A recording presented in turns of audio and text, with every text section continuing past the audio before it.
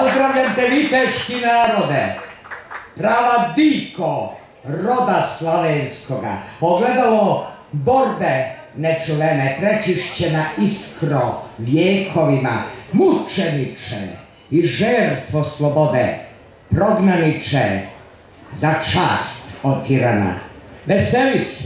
Veseli se prahu Nemanjića i Grebljanovića, jer će vaše krune zasijati kako jarko sunce na istoku. Znamenja se vaše razvijati nad velike vaše razvaline. Poteći će krvavije rijeke od nečiste krvi agarijanske, oprat Srblju, ljagu sa obraza.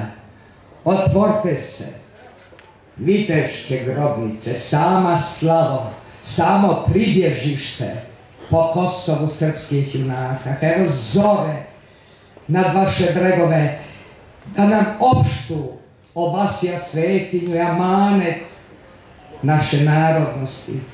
Sad propojte, visoki dečani, i ti, lijepa Lavro, Studenice, sveti spomenic vječne čitule za slobodu pavšim junacima. Združite se, gromi i potresi, zemlji srpskoj drugo lice dajte, jer nečistom nogom okaljata.